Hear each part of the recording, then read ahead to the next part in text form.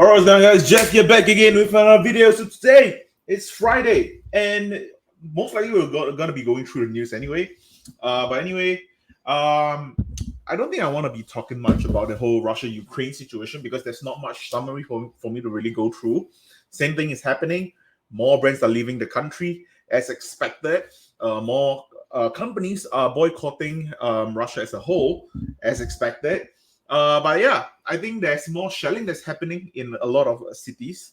Personally speaking, simply because I do not know a lot of these city names to begin with. Before this invasion even happened, I don't think I know a lot of these cities. So I don't think that I really would be giving you guys value by continuously talking about all this sort of opinion and such. But anyway, let's talk about some of the economic news besides the Russia-Ukraine situation. All right. Let's talk about the biggest situation, which is inflation going up by 7.9% year over year, hitting 0.8% month over month. If you have not checked out my new video that I posted yesterday at about 10 p.m. or so, you can just check it on my channel. It's basically the highest inflation that we have had in 40 years. But yes, it's quite bad. Okay, it's quite bad. And today we are going to be basically covering all the news that's going to be in the mainstream media talking about all this. But anyway, without further ado, let's cover some news today. All right. Anyway, inflation reached 7.9% in February. Consumer price are at its highest in 40 years. Okay, we already expected that. Before anything, I just want to let you guys know. Okay, it's gonna be worse. It's gonna be worse in April. Well, technically March data, April data, and May data. Okay, It's gonna be bad. okay. The reason is because oil prices has not really been calculated in yet. Okay, the war started on the 24th of February. Essentially, when oil prices really did spike up, it only happened on the 25th, 26th, and 27th. Okay, that's when you really start to see the huge spike up continuously going up. Okay, so of course, that's inflationary fear. So of course, what I'm afraid of is for February, for March on its own, which is April. In April, then we'll get the March data. That's what I'm gonna be looking out for because there is a good chance that we're gonna see 15% increase on oil prices or even 20% increase on oil prices. I wouldn't be shocked about it. Okay, I don't think I'll be surprised at looking at something that crazy happening. Of course, oil prices right now is trying to really stable down a little bit. But of course, yesterday oil prices did go up, especially after another city got shelled in Ukraine, and of course that kind of basically. And also, let's not forget that the ceasefire deal did not really come to fruition. You know, people got more fear in the market, and because of that, oil prices actually went up again. Okay, but nevertheless, you know, I bought more Occidental puts. But of course, these are gonna be expiring in another 8 more months, so I'm not very worried about them. But anyway, let's go back to the inflation report first. I already talked most of my opinion in the inflation report. If you really want it all, it's all there. It's like about less than 20 minutes or so.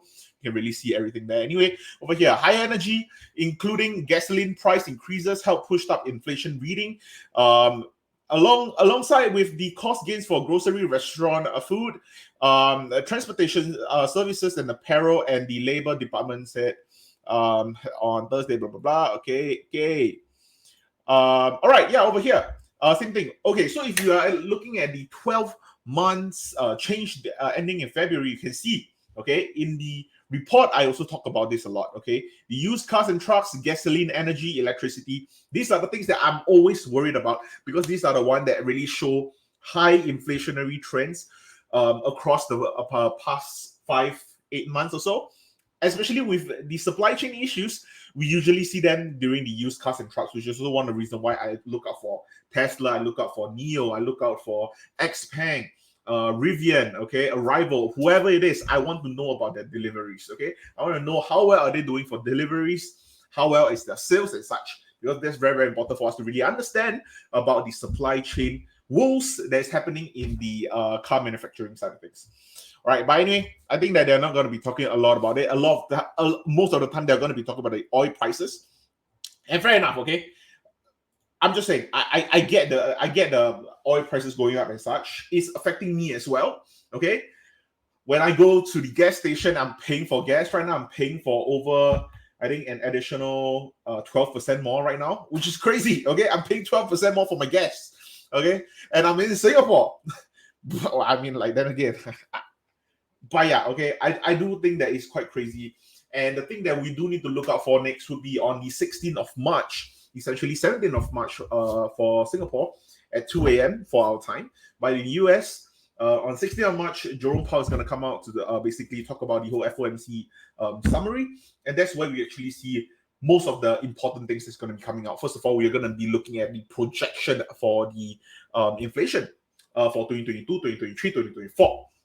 That's very, very important for us because we want to see what are the Feds actually projecting. Okay, I want to see dot plots. I want to see what are they actually thinking that the interest rates are going to go up into, especially for 2022 and 2023, because these 2 years are going to be the most important one for us. Okay, we are very, very excited to see, are we going to get the 4, 5, 7, 12 rate hikes in quick succession, just like how the Federal Reserve did it back in 2003? Or are we going to be looking at what Jerome Powell basically has been saying, or how the Federal Reserve has actually been plotting out from the get-go? Earlier in December, when we actually saw the dot plots, they were actually aiming for 4 rate hikes in the entirety of 2022. And if we are expecting the 4 rate hikes, do understand that these 4 rate hikes are all 25 basis point jumps. Okay, that means you're only going to be hitting maximum of 1%. Of course, after which we saw Goldman Sachs, we saw JP Morgan, we saw all the other banks, Credit Suisse, all of them basically coming out to say, hear me out, guys. Like, this might be going to a 7 rate hike cycle. We might get 8 rate hikes. We get 9 rate hikes. That was the worry that we were having.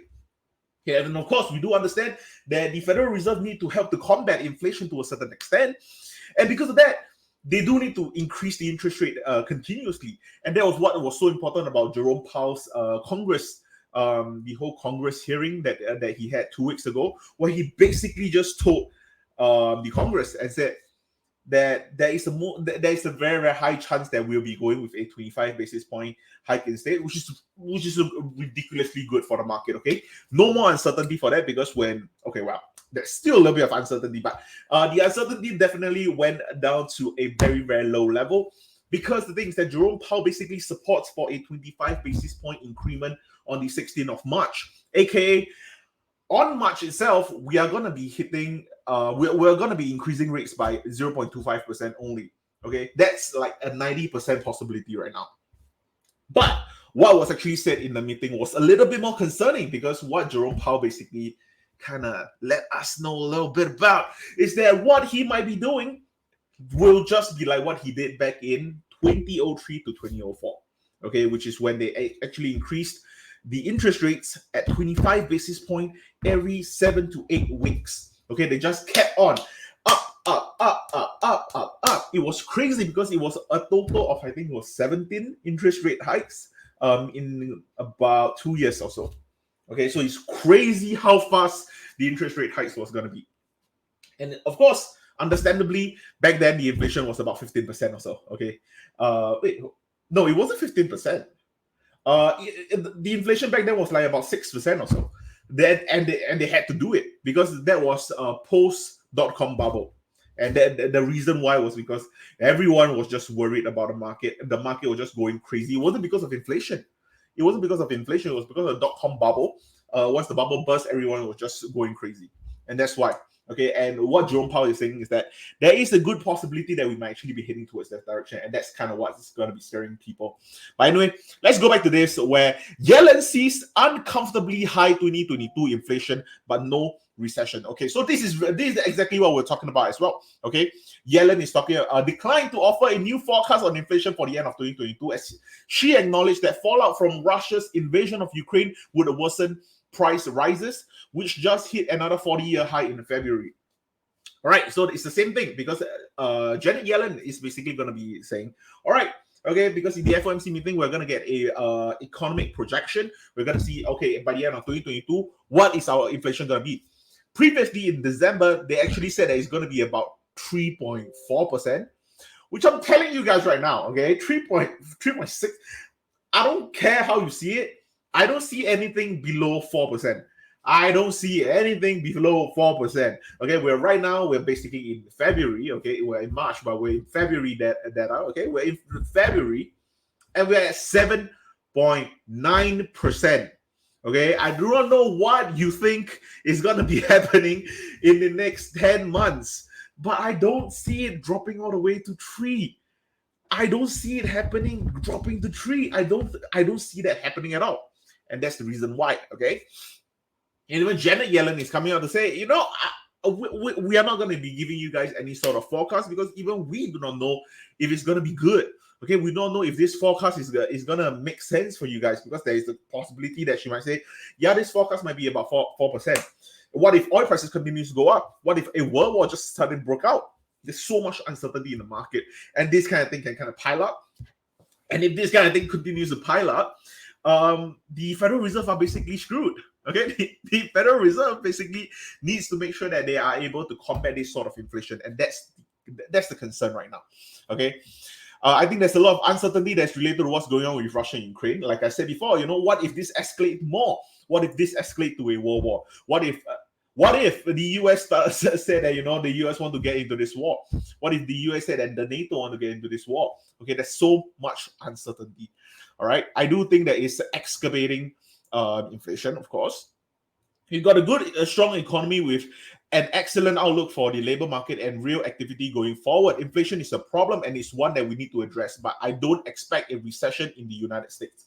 All right, so let's just break this up a little bit, okay? I don't expect a recession in the United States. Let's be honest here, okay? A recession is going to be coming. We just do not know when it's going to be coming. We're not sure if it's going to be happening in 2022, 2032, 2042. We don't care, but it's going to be coming, okay? And the thing is that because right now we have huge problems with the inflation. And the only way for us to really downsize this inflation so much to the point where we just punch up this inflation downwards, there's going to be one issue. There's only going to be one way forward, and that's going to be recession. And I really do think so. I really think that we probably need to have some form of a recession or a pseudo recession, something that I have actually been seeing some of the mainstream media people using the term for. I don't think that a pseudo recession might be actually needed for us to really downsize this inflation as much as we can. Because right now, this inflation is just going to go hot and hotter and hotter. Okay, let's be honest here. We are going to be super duper plain, transparent as hell. Okay. In the March data, basically next month, the data that we're going to be getting, there's a high chance that we're going to be seeing 8.5% year over year. Okay, and personally speaking, I'm looking at either I'm either looking at 8.3 all the way to 8.5% year over year, and that's my concern. Okay, if we hit 8.5%, then it's going to be, I think, about like 60-year high. That's gonna be the most concerning one that we are gonna see. And let's not forget, if we do see 8.5% inflation, what's gonna happen on the other hand? What's gonna happen for the Federal Reserve? How are they gonna combat inflation? That's literally one of their job. That's their job. Okay, their job is to combat inflation, and that's the reason why I think that a recession might be needed. And I think that the Federal Reserve might have to force a recession. Okay, the Federal Reserve, basically what Jerome Powell is trying to do right now is kind of forcing a recession. Okay, what Jerome Powell might be doing is increasing the rate so much to the point where people just stop spending money throughout. Completely just nada. No, I'm not spending money at all. Okay, and I can see that happening. Because if Jerome Powell continuously having 25 basis point increment every 5 weeks, 6 weeks, 7 weeks, 8 weeks, I don't care.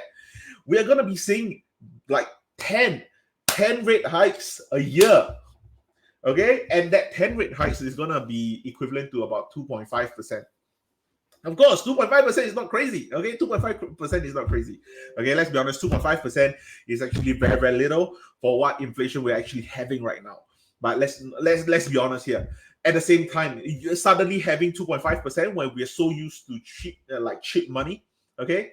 Do you think that the Nasdaq, the S&P, the Dow Jones, all of them are going to be really like standing still? Rich people are going to be losing a lot of money. And those people like ourselves, okay, the retail investors who do not know what the hell is happening, are going to lose even more money. And that's how a pseudo recession can really form.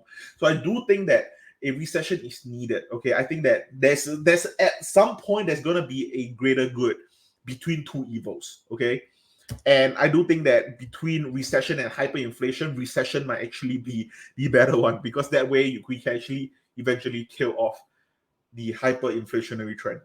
Or we can just go towards the Paul Volcker side of things, where we see 16% inflation. Okay, imagine earning your wages and your boss basically having to raise your wage like 10% every single year, and it's still not enough for you to pay for consumer items. That's how bad it was back when if we are using like Paul Volcker timings. So yeah. Anyway, let's get back to the news. Oh no, we're not gonna finish this. Okay, I don't want to make a prediction exactly as to what's going to happen in the second half of the year. We are likely to see another year in which 12-month inflation numbers remain very uncomfortably high. Like I said, that's why I do think that for the FOMC economic projections, I think in 2022, it might be bumped up all the way to about 5% or so. And then for 2023, we might actually see about 4% or even 3%. Because previously, we're looking at 2023, we're looking at about like 2.8% or something ridiculous. And I don't even see that happening at all. And that was post the expiration of the term transitory, okay? When Jerome Powell basically came out to just say, okay, I'm going to retire the term transitory. And that was post of that what was happened. So yeah, I do think that we are gonna be seeing, like what Yellen said, we're gonna be seeing uncomfortably high inflation for this 12 months and the next 12 months as well. All right. Anyway, fresh for the year high, blah blah blah blah blah. Okay, yeah, we're done with this. All right. In other news, let's talk about this Iran nuclear talk suspension. All right. So for people who do not know about the whole nuclear accord, I actually went back to do a little bit of research yesterday about this nuclear accord. I saw on Twitter someone talking about it a little bit, so I went to read up a little bit about it. And apparently, the nuclear accord basically restricted Iran from having a lot of uranium basically used to create atomic weapons. Okay. And they had to cut them down by like 97% or something ridiculous. And that was back in 2015. Right now, Iran has basically really accumulated a huge amount of uranium to the point where they are actually back to the peak of the amount of uranium that they actually do have. And right now, there is a pause that actually happened in the having the whole nuclear accord being talked about again, especially in the midst of this entire Russia-Ukraine situation. So, of course, right now, this is very, very worrisome for some people, because this might actually escalate the Russia-Ukraine situation to another level again, to something that we do not want to really talk about right now. Okay, I don't want to talk about something that might not happen. I don't want to curse it. Okay, I do not want to jinx it or whatsoever. So anyway, atomic advances, the US and the European and regional allies must now decide how they respond if Iran continues to advance a nuclear program that's already enriched uranium to just below the level needed for atomic weapons. Okay, because the things that, according to the US and the EU, they are also thinking that there's a possibility that this might escalate into a further military action, if you may, I guess. But yeah, Iran nuclear work has been racing ahead with its engineers threatening to make the original accord obsolete because of their new advances. But yeah, right now I think that they are really using the fact that the entire Russia-Ukraine situation, because that way it's going to make it a lot harder for them to really get an agreement for the nuclear accord. Undoubtedly, the war in Ukraine has made it difficult for them to get an agreement. Been trying to push for a deal before Russia's war in Ukraine happened, because we knew that it would create a lot of complexity. And yes, okay, because the things that it kind of seemed like they are using this to mask over this kind of thing. But yeah, let's move on to the next news. All right, Russia bans export of 200 products after suffering sanction hits. I'm pretty sure that a lot of us already knew about it.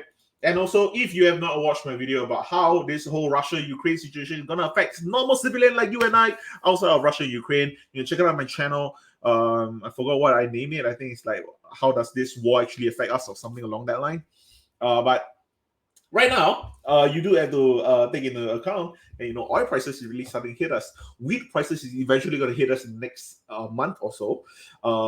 Palladium, well, I mean, palladium is a little bit of a odd one because I don't think that a lot of us actually uses palladium to that extent. But at the same time, with palladium, Russia and Ukraine kind of take up about, I think, 38% of the world supply, and because of that, I think palladium is going to be a little bit iffy for that. And of course, we do have also the aluminum and the nickel and such.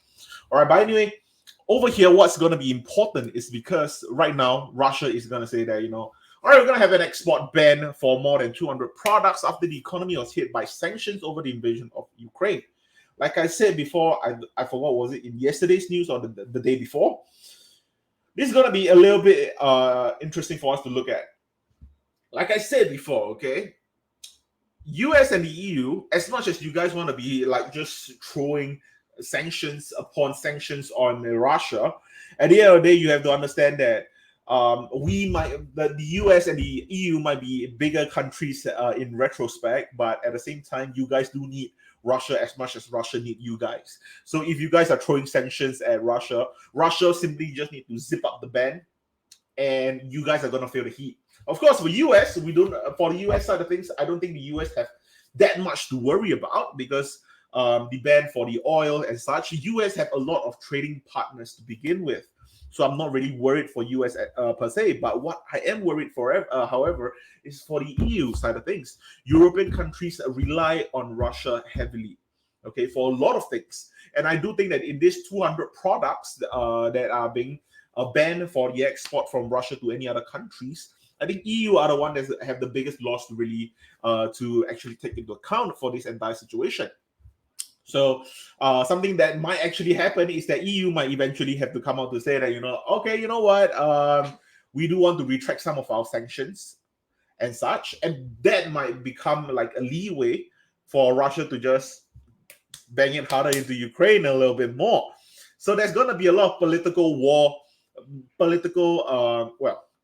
battles going on, I guess. I don't want to call it political war, but there's going to be a lot of political battles, especially with the negotiators and such. But yeah, over here you can see that the graph, okay, the commodity giant. Okay, this is basically just this is not the bands, okay, but these are just the main contribution to the global trades. Crude petroleum is $123 billion. Okay, refined petroleum at 66.2, gas at 26.3, iron, steel, aluminum at 26.3, precious metal gems, this is also inclusive of palladium, at 17.8, coal briquettes at 17.6, and cereal at 9.7. I'm guessing cereal is also under wheat at the same time. So yeah, okay, these are like the huge. I would assume Russia is kind of like this giant who actually supply all this. And let's not forget, Ukraine also help with all this as well. Okay, Ukraine also have all this sort of export that's currently being stopped.